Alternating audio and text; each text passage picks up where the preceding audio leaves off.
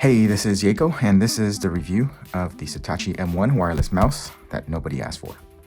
I was in the market for a mouse for my MacBook, and because the powers that be decided that USB-A was a thing of the past, I was looking for a Bluetooth option. Wireless receivers don't really come in USB-C, and I didn't want to let the dongle live. After some Googling, I thought the Satechi M1 might be a good choice. Here's how the M1 stacks up compared to other popular options.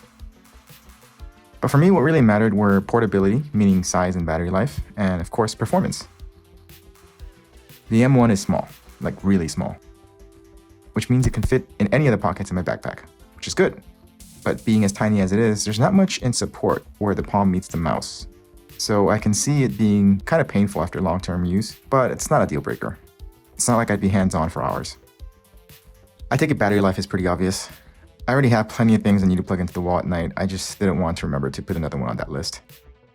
Luckily, mice these days have phenomenal battery life. We're talking weeks, if not months. So portability, not an issue. Size, check. Battery life, check. What about performance? Things like distance range, data polling, DPI, and multi-surface use. The M1 uses Bluetooth 4.0, which means about 10 meters in terms of connection range and a data transfer rate of 1 megabit per second. So no problems there, considering mice don't really need that high of a data transfer rate to keep up anyways. Apparently, even serial ports and USB 1 have decent enough transfer rates for mice. But what about DPI and polling rate? In a nutshell, DPI, or dots per inch, is a measurement of the mouse sensitivity. Specifically, it's measuring how many pixels your cursor moves on screen in relation to an inch of mouse movement in real life. From what I gathered, the higher the DPI, the more sensitive your mouse is to movement.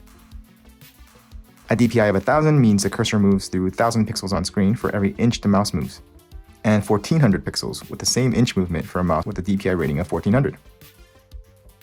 If you're a gamer, you probably care more about this because of twitch reflexes. For me, it's more about how much I need to move the mouse with a high-resolution screen, and how smooth it feels, for which I think DPI has some effect. For the M1, the DPI is 1200, 100 shy of Apple's Magic Mouse. So really, this wouldn't be an issue. But what about polling rate, or how often the mouse reports back movement information to the computer? Some argue this is even more important for everyday usability, because it can affect how jittery the cursor movement feels.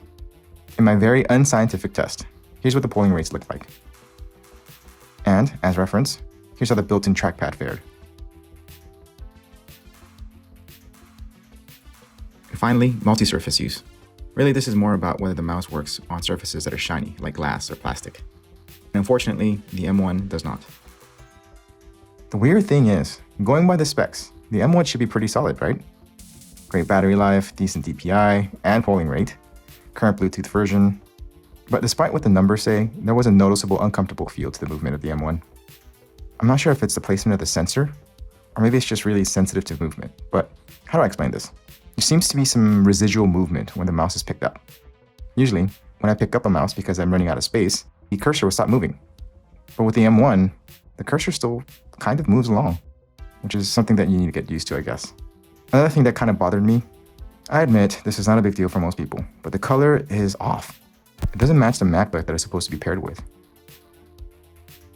To wrap up, the M1 is a decent mouse, especially for the price. $30 gets you a mouse with overall good build quality, good battery life, and decent performance. But would I buy it again? Should you get one? Yeah, only if it's a secondary mouse though. For home or office use, I should just pay more and get something that performs a little better. It does look cool though. So why did I waste so much time reviewing the M1? Good question. I have a lot of time on my hands, and there's a global pandemic happening, which means life is a fucking nightmare. So, that's it. Thanks for watching.